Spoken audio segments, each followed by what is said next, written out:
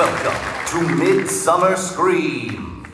Each year, our little spook show draws visitors from all over for a weekend of haunts and horror. And one visitor in particular comes an extra long way to be with all of you, proving that this community truly is universal. Bringing the evil from the Emerald Isle, please welcome to the stage the one, the only creative director and executive producer of Universal Studios Hollywood's Halloween Horror Nights, John Murdy.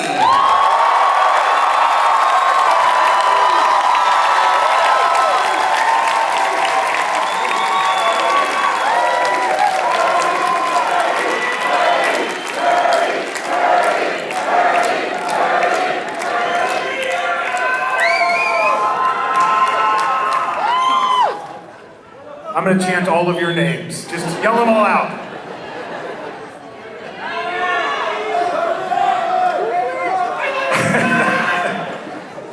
How you guys doing today? I'm John Murdy. I'm the creative director, executive producer of Halloween Horror Nights at Universal Studios Hollywood. Welcome back to Midsummer Scream. We got a lot of stuff to show you guys today, but you guys know how this starts, right? Well, no, actually it starts like this, okay? Thank you. That's a tradition, you gotta make, no, seriously, thank you, thank you, thank you, thank you, thank you. It's the fans of Halloween Horror Nights that fuel our passion for the event, that make ourselves and our team want to top ourselves every single year. We appreciate all that support, so thank you so much. And do we have in the house, do we have any team members from Halloween Horror Nights? Anybody? Stand up, stand up, stand up. It takes a village to do this event. It's not me. It's all of these people who work on this event, all the men and women who work on this event, year after year after year. It's their passion too. Give it up for them.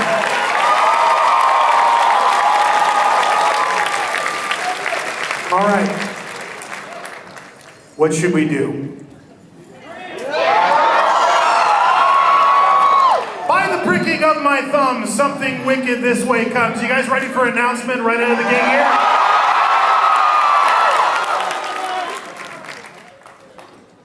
Yeah!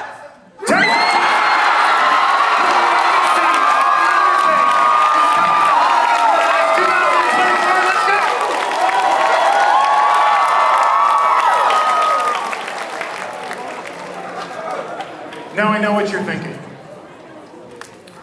Has Texas Chainsaw Massacre ever been featured at Halloween Horror Nights in the past? Yes, it has. What we're going to take you through today, and I'm going to do a deep dive into Texas Chainsaw Massacre, The Legacy of Leatherface. This is an all-new experience. I'm going to show you why. But first, a short history lesson. So, Texas Chainsaw Massacre goes all the way back to the very beginning of our era of Halloween Horror Nights. It was one of the first intellectual properties that we featured at our event. In 2007, we did Texas Chainsaw Massacre Back in Business. Anybody see this? Anybody in the crowd around back then?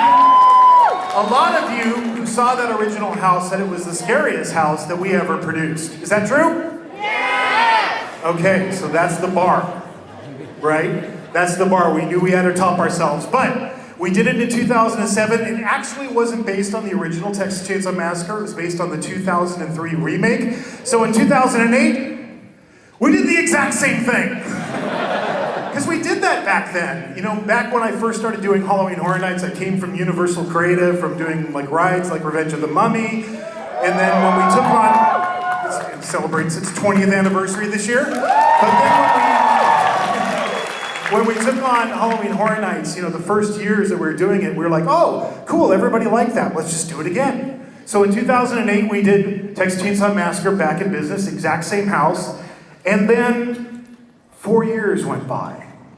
And then in 2012, we did Texas Chainsaw Massacre, The Saw is the Law. That's the first house we did based on the original 1974 classic film. Quick personal story. You see this scene? What's the scene? Dinner scene. Yeah, the dining room, the dinner table scene. That particular year, I brought my father-in-law and my mother-in-law from Ireland to Halloween Horror Nights for the first time. When we got to the scene, the path goes around to the left. My father-in-law, he'd never been in a haunted house. He went around to the right and he sat down in that bone chair and he just started chatting up Grandpa. And the poor performer's like, what the hell's going on? And then Leatherface came running into the room with a chainsaw and my mother-in-law tried to smack him. And I'm like, no, you can't do this.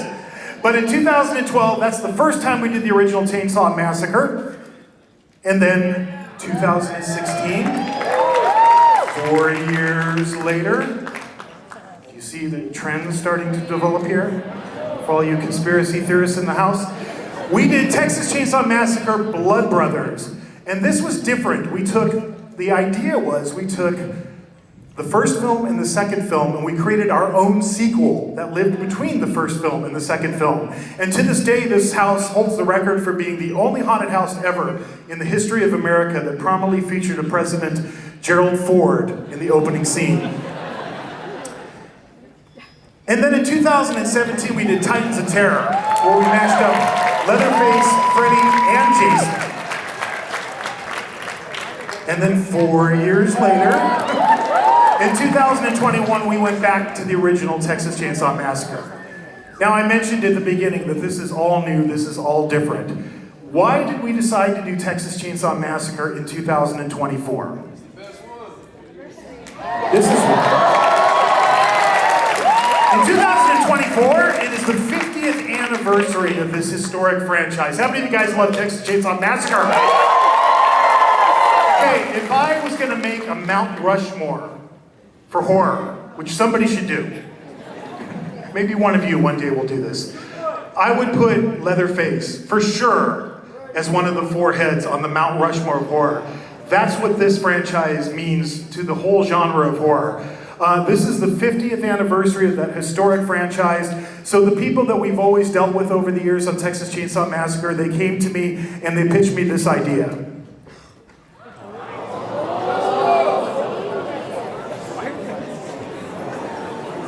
This is what they said. They said, why don't you take a multiverse approach to this classic franchise, right? And I went, yes, let's do that. That's awesome. Let's do a multiverse approach.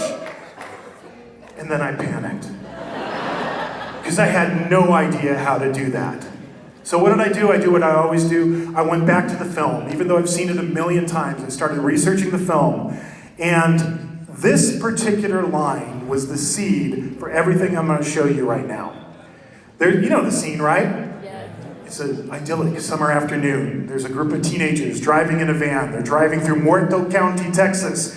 And they see this dude in the distance waving and jumping up and down. And they decide, what you should never do in a horror movie. Don't ever do this in real life. They decided, oh, look at that crazy guy. Let's let him in our car. Let's give him a ride. And he says these lines, my family has always been in meat. What's he talking about? The slaughterhouse. He says, oh, there was, I used to work at the slaughterhouse, and my brother did, and my grandpa. And I thought to myself, you never see that in the original film. They talk about the slaughterhouse, but you never see it. So what we decided to do was to create an alternate timeline. This is where it gets real heavy, okay, so follow me. We decided to create an alternate timeline that runs parallel to the events in the 1974 film, but that takes place entirely at this location you've never been to, the slaughterhouse. Because if I know the Sawyer family from Texas Chainsaw Massacre, which I do, I know that if there's a slaughterhouse that they all used to work at that's been sitting there abandoned, they're probably doing something with it, right? So that meant in research, I needed to learn everything I possibly could about slaughterhouses and meat production. So that was the next phase of my research. I don't recommend this, by the way. This messed me up. I spent hours and hours and hours researching slaughterhouses. In fact, this is the first treatment I've ever written that I had to put a disclaimer on the cover page, like a warning to any of our team members that were going to read this. And if all of you who work at Halloween Horror Nights are here, you know I'm telling the truth, right? Right on the front page, big, huge letters. In fact, most of my research imagery I can't even show you. I didn't put it in the deck because it's really, really, really awful. So now it's time for a slightly longer history lesson than the one we had before. It starts with this date, December 25th, 1865. Does anybody have any idea what that date has to do with anything besides the fact that it's Christmas? This happened. The Union Stockyard in Chicago opened its doors for the first time. So back before there was this place, people slaughtered their animals on the farm, right? Everything was done locally. But in 1865, they opened this place, the Chicago Stockyards. And they had a bunch of trains that came to the same point. So they were able to bring all these cattle and pigs in. And then after a little bit of time, originally it was just a cattle mart, but then this gentleman with the crazy sideburns came along. This is Philip Danforth Armour. And what he was the creator or innovator of was the assembly line. In fact, before Henry Ford ever built an automobile, he got the idea from this dude.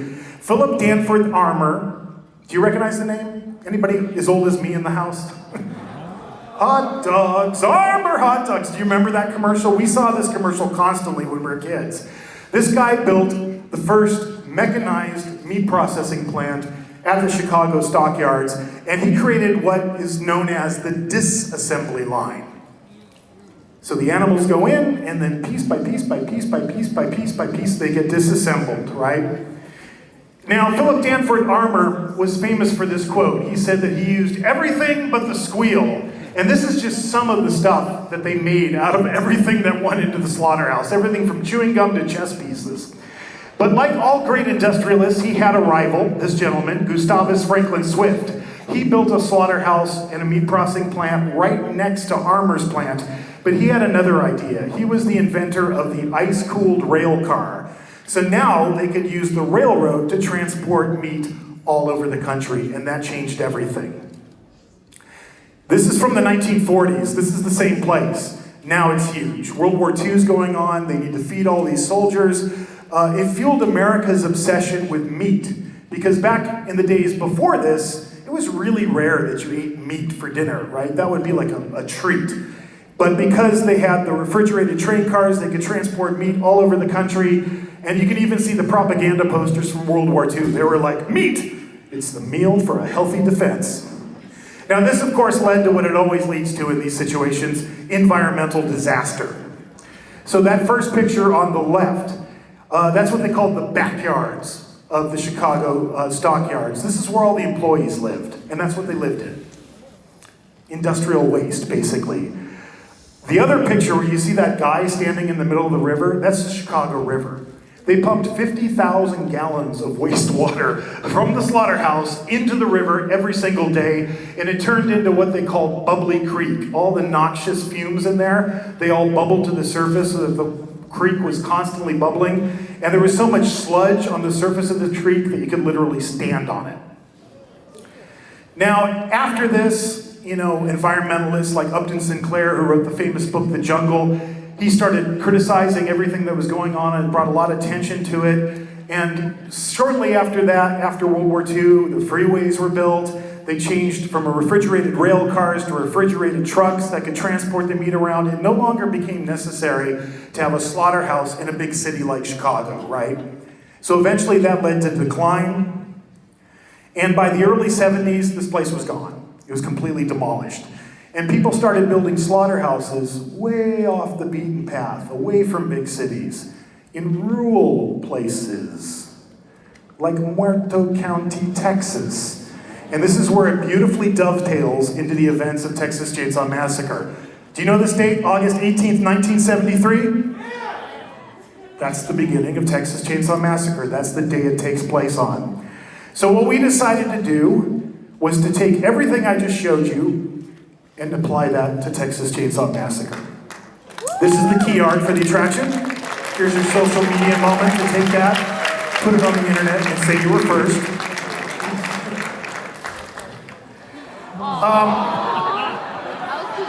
I had to come up with a way to tell this backstory, right? So I wrote a script for Nubbin Sawyer, also sometimes referred to as the Hitchhiker. I didn't voice it, but I'm going to do it for you so you get the idea. This is how we're going to set up the experience. Do you guys like when we have a live character out in front of the facade? Well, it's not Nubbins, but I'll show you what it is in a second. But you hear his voice while you're waiting in line, and he says this. My family's always been in meat. We used to work at the slaughterhouse. All us Sawyers. Me, my brothers, Grandpa too. He was the best killer that ever there was. But the place got shut down on account of them government contracts drying up after the wars. We was destitute. But you can always find meat if you know where to look. Animals hitting the road by them trucks passing through. Sick ones farmers put down. But when they moved the main road, meat got harder to find. My brothers and I tried digging some up from the graveyard, but the people wasn't dying fast enough. Like I said, my family's always been in meat. And if there's meat to be had, us Sawyers will find it.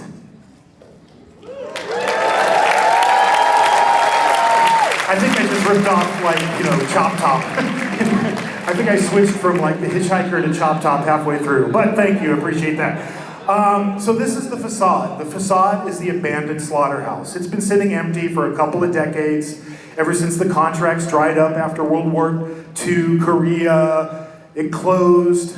It was surrounded by fences. But the Sawyers took it back over again. Why? Because they can conceal all of the things they're doing from the authorities. So while you're waiting in line, getting ready to enter the slaughterhouse, you're hearing that voiceover that I was just doing, and then this guy walks in. This is Leatherface from a 2017 film called Leatherface, a prequel. He's got a big cow head over his own, and that's what we're doing with this house. We are going to do every iteration of Leatherface from all 9 films in the franchise. We're bringing them all together. So he comes out, and he's looking at you, and he's sizing you up. And then he starts kind of gesturing to you with one hand. And then he turns around, and you see on the back, he's got the words "follow" written in blood. And then he walks back through the steel door that he came through, and you have to follow him. Now, one of the creative challenges of this was, okay, so we're going to take all these different iterations of Leatherface, and we're going to have them in one house. But how is that going to make sense? So again, I went back to the original 1974 film. Do you guys know Gunnar Hassan, who played Leatherface? Well, I read a bunch of interviews with him, and when he was doing the original role, he described Leatherface in this way. He said he had no personality of his own, and that's why he has to wear the different skin faces, the masks. And he wears different masks depending on what he's doing. So if you think of the original film, he wears the killing mask when he's out chasing people, when he's hunting. He wears the pretty lady mask with the makeup when it's the formal occasion, like the dining room scene. And he wears the old grandma mask, the old lady mask, when he's stuck in the kitchen with the old man washing dishes. He just takes on a different mask for whatever job he's doing. So it occurred to me, that's what we're going to do with this house. All these different iterations of Leatherface are going to represent all the different jobs that you would do in a slaughterhouse. So I studied slaughterhouses, endlessly, and looked at all the different steps of the disassembly line, all the different roles that you would need, and assigned different roles to different Leatherfaces and the members of the Sawyer family. But the first thing you're going to see when you step through the front door is Leatherface's collection of skin faces. And then you're going to go into the holding pen, because that would always be the first room in a slaughterhouse. It's where you gather all the animals together. In this case, it's where you gather all the humans together. And the next character of Leatherface you're going to see is the classic 1974 killing mask, chainsawing through a door, busting into the room, and chasing you on into the animal chutes. And this is real slaughterhouse. This is like one of the few pictures I could actually show you from my research. You notice how there's all these like twists and turns. That was done intentionally in slaughterhouses. They found out really early on if it was just a straight line, the animals would go and then would stop. And then they wouldn't go any further. So that's why there's always twists, because you don't know what's coming around the corner, right? Occurred to me it's the exact same philosophy with building haunted houses. We've been doing this for years. We always are like, let's have lots of twists and turns. It's like an animal pen, because you don't know what's coming around the corner. But in this case, what's coming around the corner is what they called in the slaughterhouses the prodder and the stunner. And in this case, the prodder is Chop Top. He's just back from Vietnam. He's still got his army jacket on. He's gonna have a cattle prod, and he's gonna be prodding you to the stunner, which in this case is gonna be Leatherface from the 2003 remake. He's up on a platform. He's got a big sledgehammer, so Chop Top's setting him up. Leatherface is knocking him down. That takes you to the next room we call the killing floor. And this is another weird thing I came across in my research. This is actually a postcard that people bought from the Chicago stockyards. Believe it or not, this place was a tourist attraction. It was like the first theme park. Thousands and thousands of people went there to get guided tours every day of the slaughterhouse. It sounds insane, like who would do that today? But this one guy invented something called the Hereford wheel, which is a way to get the animals up into the air and onto the disassembly line, so we decided to build our own. But we also have this giant mound of corpses when you come in, and seated on top of the corpses is Grandpa on his bone throne. In the original film, they talk about how great he was, how he could kill all these, cattle, and he could have killed more if the hook and pull guys could get the beeves out of the way. So this is our cast from the killing room. You have Grandpa. He's up on his bone throne. He's whacking Bunny Foo-Foo on the head with a mallet. Well, it's not a bunny, you see, don't worry. It's a human, that makes it okay. Down below is Dubbins, or the hitchhiker, prodding him on, and then Leatherface in this scene is batting cleanup. And he's gonna be in the Pretty Woman mask from the 1974 film. And then that takes you, I couldn't even show you these pictures, they're so disgusting. But they had these huge boiling vats in slaughterhouses, and that was to boil the animals to make the hair and skin more pliable so they could be removed. So we thought, well, the Sawyers aren't that high tech, right? So they wouldn't have huge boiling vats. They just take, steel drums, light a fire underneath, pop a corpse in it, call it a day. So in this scene, we meet the domestics. So it's the old man on one side, and Leatherface from Texas Chainsaw Massacre, the next generation, this weird version of the old woman mask that exists in that film. And the old man is yelling at Leatherface, "Leatherface, stop gacking at them girls! Them beeves needs turning!" And they're on either sides of you, you're in the middle, they both have paddles they want to whack you with. And they drive you into the skinning room. Now this is always a classic scene we like to do with Texas Chainsaw Massacre. We call it the face peel. Do you guys know what I'm talking about? So in this scene, we take Leatherface from the 2006 prequel to the remake, Texas Chainsaw Massacre: The Beginning, where he's wearing that weird leather mask. He's got a meat cleaver in one hand, and he is chopping a guy we just refer to as the meat. He's chopping his legs into mincemeat, and he's taking a skinning knife, and he's cutting along his chin line and slowly peeling his face off. Then we take you into a transition that we simply call the hallway of horrors, where you have to walk through skinned bodies. And when I say you have to walk through skinned bodies, I don't mean bodies with their skin removed. I mean the skin itself. You have to walk through their skin. And there's a surprise waiting for you at the end. And I'm not going to tell you what it is, because this is something new we invented just for this house. And I think we'll just leave it at that.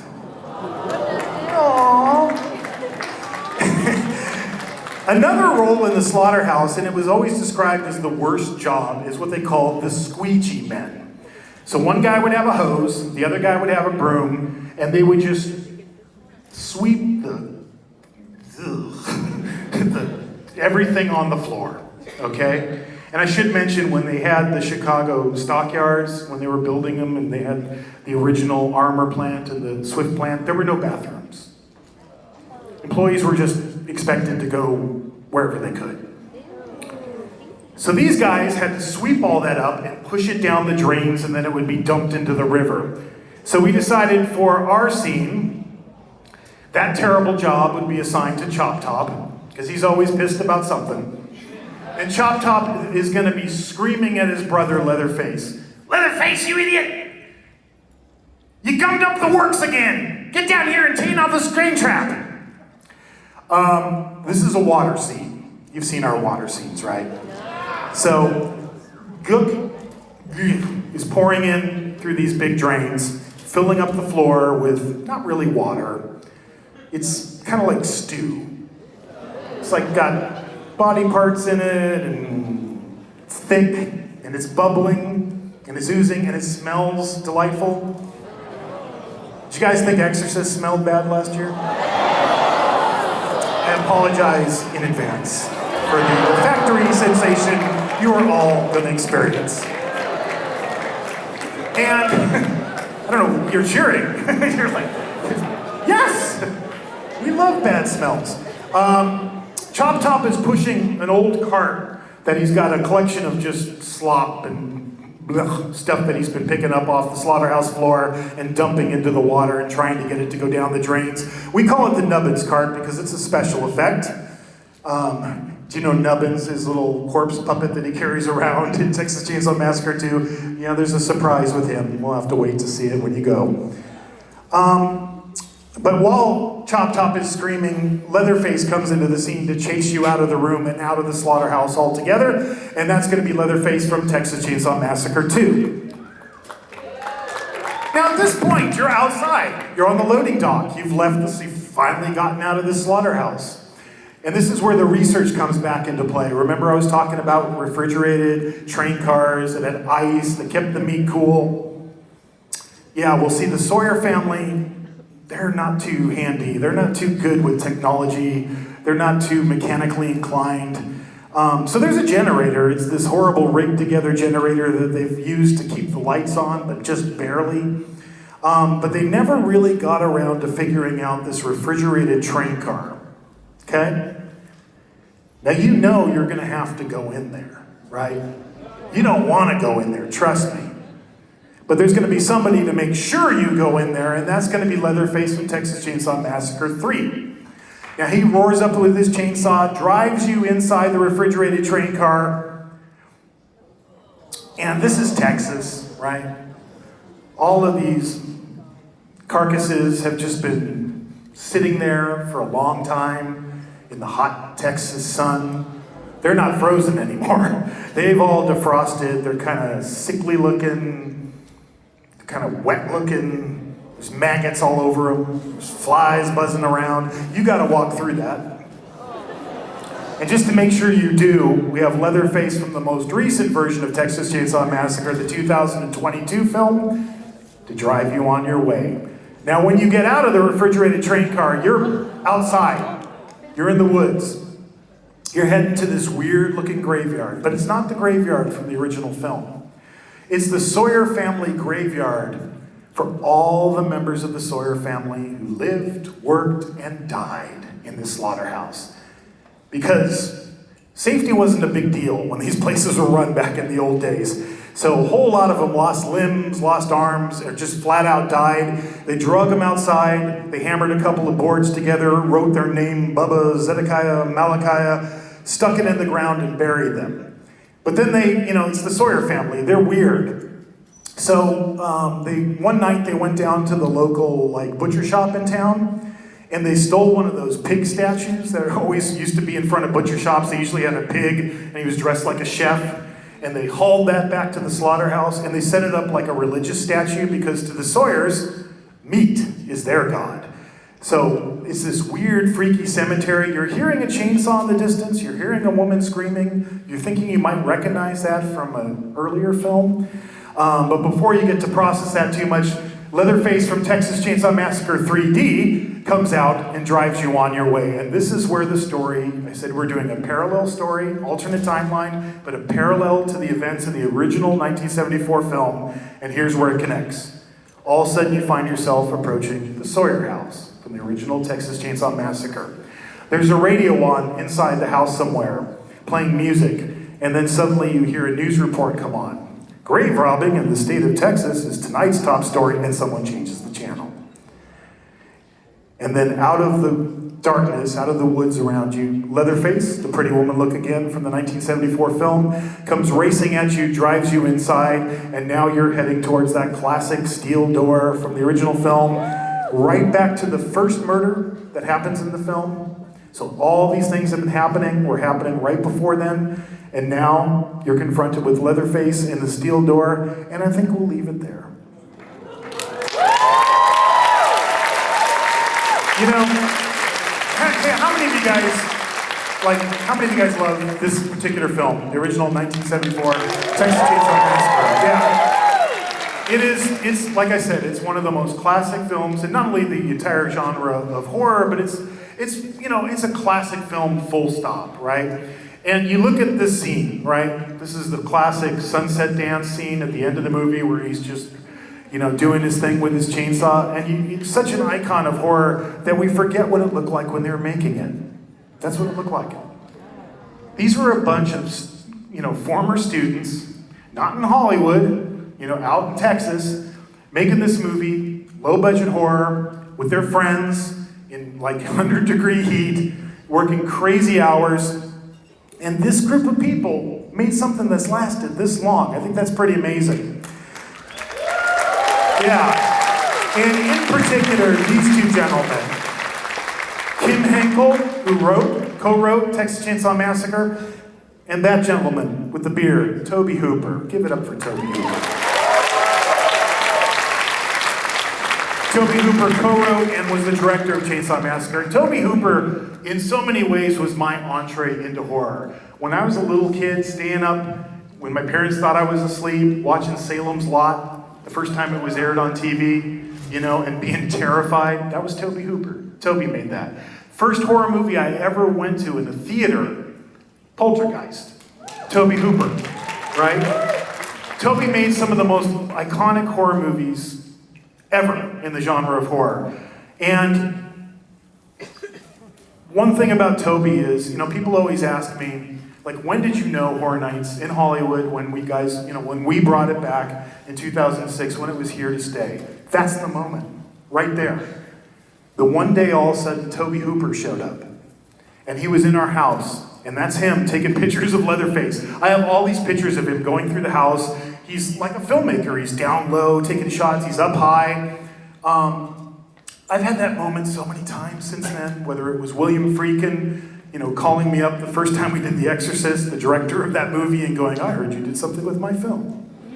I would very much like to see that. And having him come down on an afternoon and taking him through the house and spending an hour and a half talking to him about The Exorcist, or John Landis when we were doing, American Werewolf in London, or, Guillermo del Toro with Crimson Peak, or, Jordan Peele, on and on and on. I've gotten to do that a lot. This is the first time I ever saw somebody who made the movie that we were featuring attend our event. I've always been grateful to Tobe for that. So as an extra Easter egg to pay tribute to these great gentlemen who created this iconic horror franchise, we have named our slaughterhouse the Hooper and Henkel Meat Processing.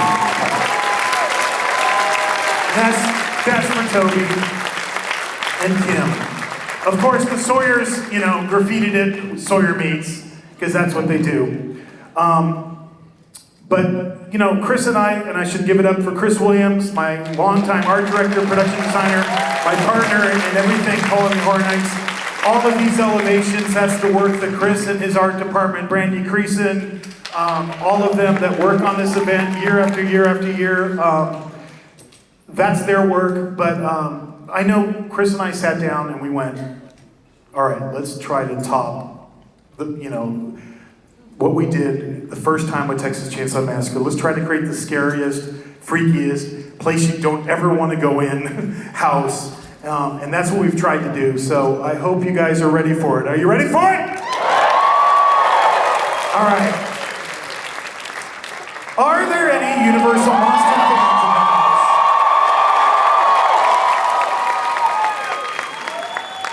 house? Okay, just the other day we announced a brand new house that continues the Universal Monsters legacy at Halloween Horror Nights. Started in 2018 with Universal Monsters.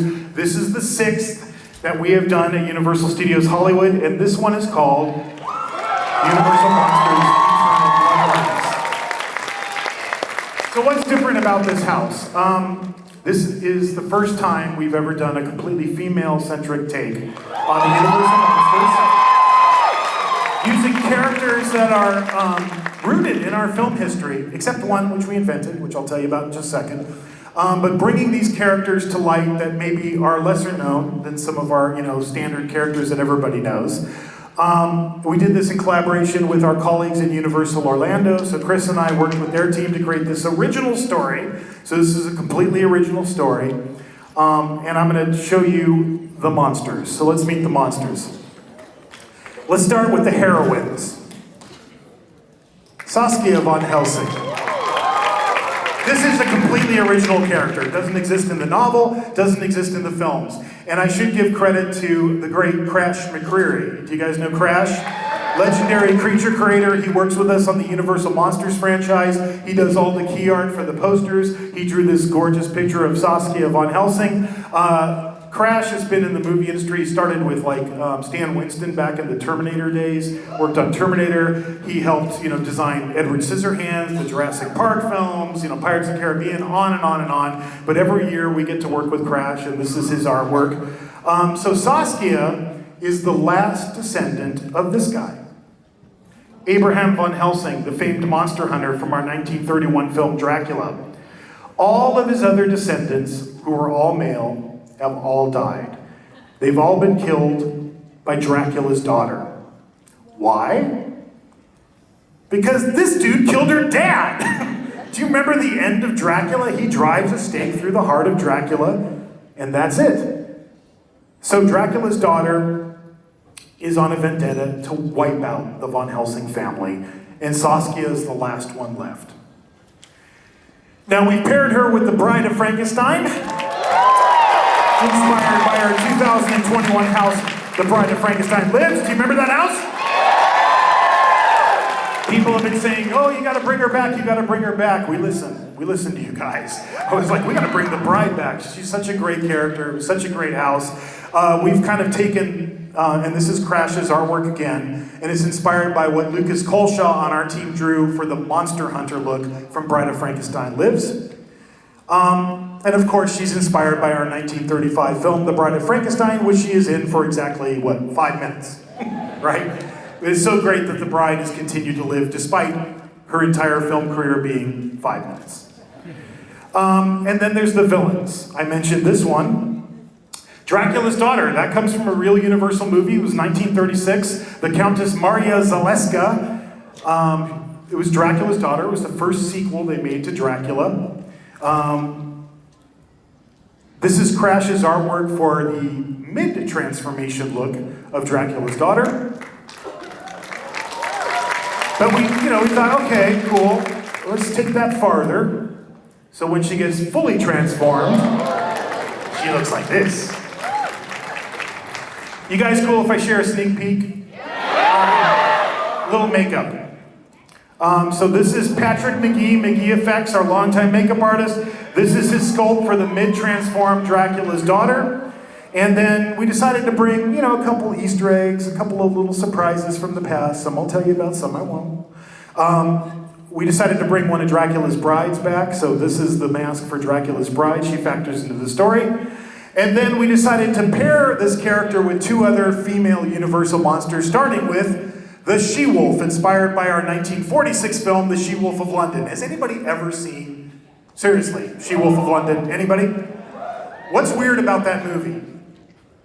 Is there a werewolf in that movie? No, there's none. There is no werewolf in She-Wolf of London. It's kind of a gaslight story. They're trying to convince this woman that she's turning into the werewolf and killing all these people, but she isn't. It never happens. We took an artistic license with that, and we turned her into this. And this is artwork done by our very own Lucas Colshaw.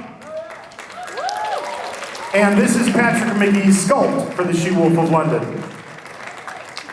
All right, the last of the female monsters, Anck-su-namun. Inspiration, our 1932 film, The Mummy. In that movie, Imhotep, who gets reincarnated as Ardith Bey, becomes obsessed with this woman named Helen, who's up on screen right now. And he wants to take her and sacrifice her so he can turn her back into his long-lost love, Anck-su-namun. So we took that idea, and we ran with it, and we created this. So this is the look of our female mummy in our experience. You recognize the amulet of Ra that she's wearing around her neck. That's a throwback to our 2022 house, Universal Monsters Legends Collide. That's what the mummy was wearing. And then this is Patrick McGee's sculpt for Anck-su-namun. And I'm in love with this cute little cobra that he sculpted, because that's part of her headband. So that is our monsters. Now, they are joined together in what we call the Unholy Alliance. So Dracula's daughter is the most powerful one. You know, in the film, Dracula has the power of mind control. So she is at the top of this pyramid, and then down below is Anck-su-namun and the She-Wolf of London. Dracula's daughter is controlling these characters in order to help her wipe out the Von Helsings. Now the story, I'm just going to share a couple of pieces of artwork that Luke has created to help tell our story. Our story starts in Amsterdam. Why? Because that's where the Von Helsing family is from in the original novel. It starts at a funeral. The last male descendant of Abraham von Helsing has just died at the hands of Dracula's daughter. Saskia von Helsing is at the funeral. She's mourning the death of her brother. There's still a few mourners that are hanging around, but it's really cold, it's snowing. But in the distance, you can see in this image on the right-hand side, I think that's on your right, yes, is one of the vampire brides from our Bride of Frankenstein Lives house. She's been sent by Dracula's daughter as an assassin to take out Saskia at the funeral. Just take care of them all at once. But someone else has showed up, an unexpected guest. And that's the Bride of Frankenstein. You can see her hiding off to the left side of the image. She has followed Dracula's bride to this location. Why? Because that's what she was doing in our 2021 house. She was hunting Dracula's brides. So it just happens to converge on this day, at this moment, where the Bride of Frankenstein is there to kill Dracula's bride, and Dracula's bride is trying to kill Saskia von Helsing, so it causes them to form an unlikely alliance between monster hunter and monster. So together they travel to the source. If you're going to go to the source, you have to go to Transylvania. That's where Castle Dracula is. Particularly an area that's mentioned in the book and the movie called the Borgo Pass. We've added our own touches to this, little Vlad the Impaler influence of all these impaled corpses. They're getting out of the black coach and they're getting ready to go to Dracula's castle to face this threat. They do something during this house that you should never do in a horror movie. What should you never do in a horror movie if there's two or more people? Split up! Split up, yeah, never a good idea. But they do. Saskia peels off to deal with Dracula's daughter and Dracula's brides. The Bride of Frankenstein peels off to deal with the She-Wolf and Anck-su-namun. And I'm going to leave it there as far as the story. I don't want to spoil everything, just want to give you a little tease. But I do want to talk about this, the location of where this house is, because it's really cool. Stage 12 on the Universal front lot. Why is this cool? Well, to tell you why this is cool, it's time for a history lesson that's slightly longer than the previous slightly longer history lesson. Okay, what I want to do today, seriously, I just want to take you through the highlights of all the amazing films that have shot inside the soundstage, because this is ground zero, not only for the American horror film, but for movie making in general, because this stage was built in 1928, okay? It's one of the biggest sound stages in the world. At the time it was built, I think it was the biggest sound stage in the world. It's still to this day in the top 10. But it was built specifically for this movie in 1929 when it came out. It was called Broadway. That's a behind the scenes still I pulled from our archive, showing how big that set was inside Stage 12. There's a weird looking contraption in the middle of that. What is that? That is the very first camera crane. The camera crane was actually invented for this movie. So right from the beginning, the soundstage was associated with film history. In the 1930s, in 1930 to be exact, it was also used for another musical called The King of Jazz. They built a giant piano with like 5 different guys playing it and a full orchestra on top. And this movie today is really only famous for one thing. It's famous for the fact that Bing Crosby made his movie debut in King of Jazz in this movie when he was part of a trio, singing trio called the Rhythm Boys. And there's Bing, filming inside Stage 12. Now you're going, John, what does this have to do with horror? This is what it has to do with horror. We're going to bring it back to horror right now. Because in 1931, Stage 12 was used to build the interior of Dracula's castle. You know this scene, right? Not only is this one of the most famous movie lines in all of horror movie history, it's one of the famous movie lines in all of movie history. Children of the night, what music they make. That was uttered inside Stage 12. And I brought this little treat from our archive. We still have the original set drawing in our archive. This is from 1931. This is from Dracula. This is the production designer's sketch for what that set would look like. And then in the same year, in 1931, it was used again for Frankenstein. This was Dr. Frankenstein's lab. That's where that was shot. One of the most famous scenes in movie history, not only horror movies, but all of movies, it's alive. That happened inside the soundstage. And then in 1935, it was used for The Bride of Frankenstein. Now, I always, whenever I share movie history with people, I always try to convey to them like how big that set was, because I don't think you really get an appreciation for it. So I brought a behind the scenes still, the image on the right there. That's how big that set was from 1935. It was also used, of course, in Bride of Frankenstein for another classic scene. When the bride is first unveiled, Frankenstein is all eager to have his friend, and he goes and puts a hand on her, and she hisses at him like a cat, and then he says the immortal line as he puts his hand on the lever, "We belong dead." Pulls the switch, blows the castle to hell. That's all Stage 12. So moving on, into the 1950s, it was used for a famous Jimmy Stewart movie called Harvey, right? And I know at this point in the tour, you're going, what does that have to do with horror? It was used for the interior of the Harvey Mansion. Why does the Harvey Mansion have anything to do with horror? This is why. That's the same set, the exterior of the Harvey Mansion on Colonial Street, right? On the Universal backlot. Does that top of that house look familiar? Psycho. That was a stock unit set that was later, used for Psycho as well. That when I first started coming to Universal, that house was there. I can remember that as a kid, because I'm so old. In 1960, Stanley Kubrick filmed Spartacus inside the soundstage. It was the Roman Senate scene from that film. And this has nothing to do with anything, but I just was going through all my, years ago in 2000, I put the video monitors on the trams, and I oversaw that whole project. So I did all this research on our film industry and went through all of the archive, all of the photographs, the behind-the-scenes stills, and I came across this one years ago, and I just thought, this is so Kubrick. He numbered all the dead people. Number 265, I can see you breathing. I'm sure that's why he did that. And in the 70s, Universal was famous for its disaster movies. Earthquake, the airport film series, the Hindenburg, all of the biggest scenes of that movie, those were filmed inside that soundstage. And then moving on into the 1980s, again, another musical, The Best Little Whorehouse in Texas, Dolly Parton and Burt Reynolds.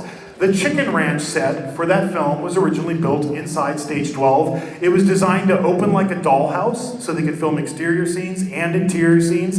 And I know what you're thinking, what does this have to do with horror? Well, that set's still there, kids. Have you seen it? Sitting out on the back lot at Universal, we call it the Chicken Ranch. That's the same house Rob Zombie turned into the House of 1,000 Corpses. And then also in the 80s, 2 films that have lasted the test of time, Scarface, Say Hello to My Little Friend, filmed inside Stage 12. Back to the Future, that was the interior of Doc's house in Back to the Future. It was also used for some insert shots of the clock tower. When Doc Brown's up on top of the clock tower, they filmed all of that at Courthouse Square, but they also built just the part of the top clock tower for some insert shots inside Stage 12. So both of those movies filmed inside there. Psycho 3, directed by Anthony Perkins. That was the interior of the Psycho house. The Bates Mansion was filmed inside that soundstage. And right after this, brief little personal story, I started Universal in 1989 as a tour guide, right? And on my days off back then, you could call up the studio and say, hey, I'd like to shadow a production, and they'd hook you up with a production. In '89, I spent the whole summer on the set of Back to the Future 2, every single chance I got, watching them film that movie. But one day I was out by the Psycho House, and I saw Anthony Perkins up on those steps, and what he was filming was the introduction for the Alfred Hitchcock show that used to be in Universal Orlando. And I stood in the Bates Motel and watched Mr. Perkins film that whole scene. I was on this set too. This is 1993. At that time we were brought on, I had left Universal after I left being a tour guide. I worked as a production assistant when we built that whole downstairs section of the theme park, the Starway escalator, the old special effects show. And then after that, the only time I ever left Universal, I was gone for 5 years and I was working for another company that used to do industrials, which are like business meetings, and they would daisy chain like 1 million slide projectors together because there wasn't even video projectors back then. But one day we got a call to come to a meeting at Amblin to meet with Steven Spielberg's producers, Kathleen Kennedy, and talk about filming a scene for Jurassic Park. So I worked on Jurassic Park for about 2 days.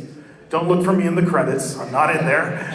We consulted on the scene when it's the Mr. DNA and the whole like business plan of Jurassic Park. But in that meeting, they showed me a piece of key art of a rendering of what the Discovery Center was gonna look like, and it was this exact scene.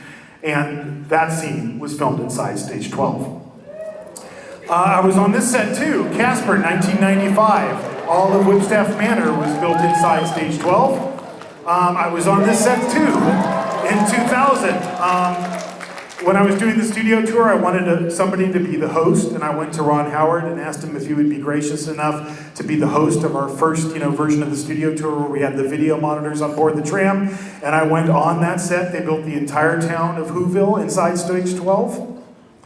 And then in the early 2000s, that was Bruce Banner's underground lab for the Hulk. And then in 2009, I was invited back to that soundstage again to meet Sid and Marty Krofft. Do you guys know Sid and Marty Krofft? HR Puffin stuff? Sigmund the Sea Monster? The Bugaloos? Dr. Shrinker? Bigfoot and Wild Boy? Now I've lost you. I met Sid and Marty Krofft on the set of this. It was the Sleestacks temple in that film. And they were asking me like, oh, we're gonna just tear down this set. Is there anything you want? Is there anything you want? I was doing Horror Nights by this time. So I took one thing. I took that ice cream van.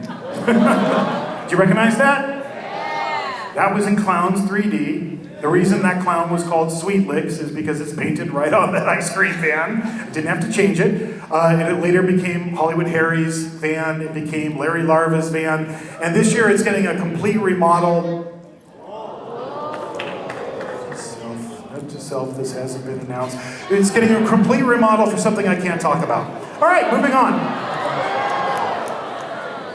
In 2011, The Voice came in and took over that soundstage, and they filmed, I think, 17 seasons of The Voice inside there. And now they've moved to a new soundstage, which means now you guys, for the first time ever, get to go inside that soundstage. I practically grew up on this lot. Like I mentioned, I started as a tour guide. All of my days off, I would always go inside sound stages, and I would always think about the film history of all these great movies that filmed inside there. So just to close out this section, that's a behind-the-scenes still from the making of The Bride of Frankenstein. You imagine, tea time. They're all English. They were all English actors. They had tea on the set every day. Or, you can imagine Boris Karloff having a toasty, The Bride of Frankenstein checking her makeup in a mirror. This is all Stage 12. This is ground zero for the American horror movie, right? And it's tied to so much film history. So I hope you guys appreciate it when you get to go see Universal Monsters, Eternal Bloodlines, inside the world famous Soundstage 12.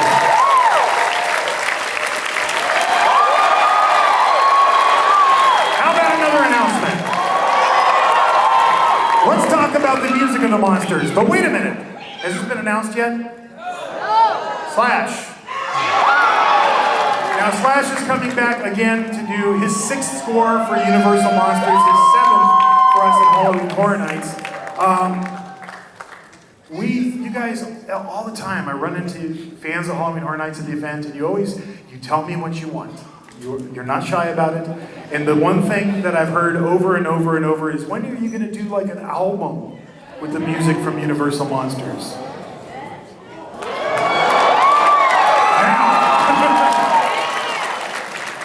For the first time ever, this year at Halloween Horror Nights, you'll be able to get a limited edition vinyl album featuring selections of all of the different houses that Slash has done up until this point.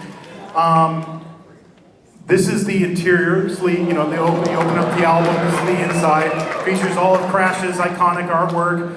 I wrote the dedication. Stacy Quinolti on our team, who works with Slash and does, co-writes the music, arranges it, produces it. He remastered all of these tracks, especially for vinyl, so this year you will finally get that album that you've been asking me for years and years and years.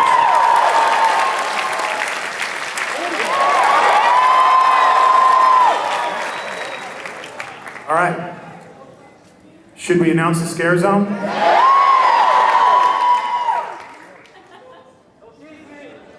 All right.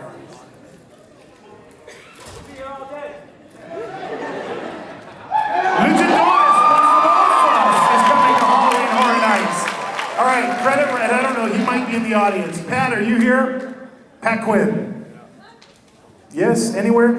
Pat Quinn on our team does all of the scare zones and park decor for the park. He has been pitching this idea for a scare zone to Chris and I for years. And we've never said yes. And then this year we went, let's do it. This is one of the craziest ideas I've ever heard for a scare zone, but I dig it. And what it's inspired by is luchador cinema. Do you guys know what that is? It's a specific genre of horror that is specific to Mexico, really. Particularly in the 60s and 70s. They would make movies with famous wrestlers, and they would pit them against monsters, like, not our Frankenstein, but usually a Frankenstein. Not our Dracula, but there was always a Dracula. Not our Wolfman, but there was always a Wolfman. Not our mummy, but there was always a mummy.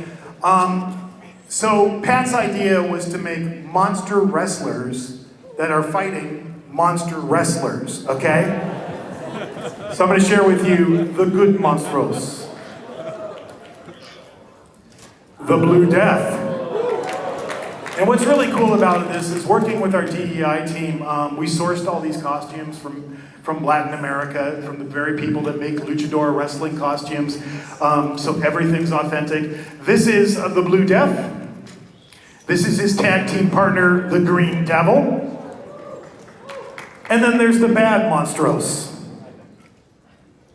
The cave monster, who's not Frankenstein, but he kind of looks like him. The horror wolf, who's not the wolf man, but he kind of looks like him. It's in the spirit of these movies. The water demon, who's not the creature of the Black Lagoon. He kind of looks like him. The Bruja, the witch. The skeleton man. The night zombie. And our still walking character, the Bat. And here's the whole cast. This is going to be tied to our Latin American house, Monstros 2, The Nightmares of Latin America. So when you come out of this house, you go right into that particular scare zone. Thank you, by the way, because I owe that to you guys too. It was you who got us doing this in the first place. Years ago, back in 2009, I think, a fan, more than one, came up to me and were like, why don't you do La Llorona? And I had no idea what that was, because it wasn't something I grew up with in my culture. But I started researching it, and I started getting into it, and I realized, wow, this is amazing. It's so Los Angeles. It's so representative of our community in Los Angeles. And so we've really been focusing on this the last few years in particular. But really the credit is for you guys for suggesting it, so thank you. Little sneak peek. This is the sculpt for the skeleton man, and this is what his finished mask looked like. This is a partnership with Immortal Masks. They might be here today, but they do our silicone masks for the event, and they created some amazing masks for this one. We're also creating original artwork, luchador posters in the style of that artwork from the 50s, 60s. This is just a few examples. And, you know, earlier today I signed that beautiful piece of artwork that our own Lucas Colshaw did from Monstros for people that came to the Universal Products Experience booth. I also gave them all these files, and they were kind enough to do merchandise that is available now, I think literally right now, on Amazon. For the first time ever, you're going to be able to get merchandise inspired by these houses, this Scare Zone, our Monstros house, and other original content we've done over the years. So go to Amazon, check it out. I think members of that team are going to give you guys some postcards when you're going out if you want to check it out. So I hope you enjoyed that. All right, we're getting to the end here. What's next?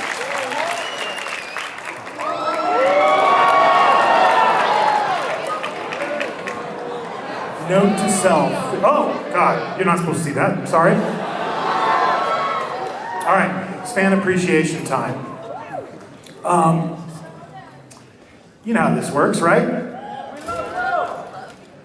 We're going to give away 2 express passes to HHN and an exclusive behind-the-scenes tour with yours truly of a house of my choosing. Which is going to be the closest house it takes me to get to before the next place I have to go to. But we're going to give that away. We've been doing this every year of Midsummer Scream, and before I do that, I wanted to give it up to the people who create, produce, run Midsummer Scream. They're an amazing group of people. They do an amazing job. It's a pleasure to do this show every single year. Again, I want to give it up to you, the fans of this event. Your support through the years means so much to not only myself, but all the men and women who work on Halloween Horror Nights all year long to bring it to life. Thank you, thank you, thank you, thank you. So there's always a trivia question, right? You guys ready? Yeah. Wait for it.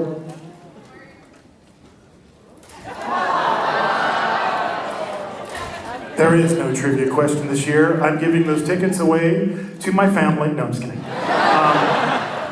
No, there seriously is no trivia question this year, because I thought about this right before I came over for this show. I thought, this show is all about the spirit of home haunts, right? And earlier today I did a panel called Home Haunt to Pro Haunt with a bunch of different people in our industry talking about how we started out. So I have a question for you. How many home haunters are in the audience? If you're a home haunter, keep your hand up. Okay. And do we have, and be honest, any of you that do home haunts, is one of your kids the driving creative force in what you do? Yeah? Keep your hand up if it's true. Okay, pointing over here. All right. Come on up. Right there where you're pointing. Come on up.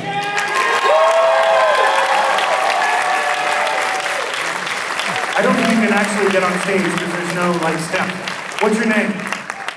What is it? Wolf? Have I met you, Wolf? I dig your name.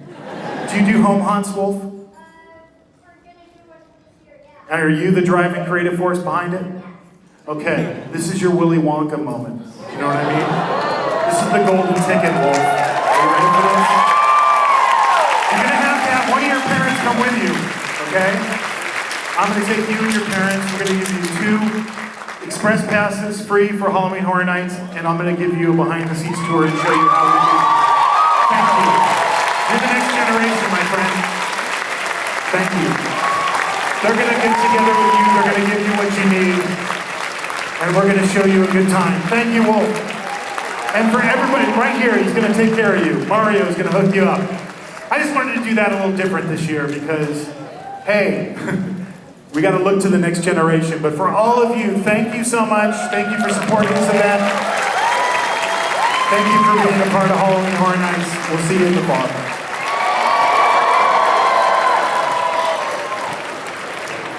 At this time, we ask that you collect your belongings and make your way out of the auditorium.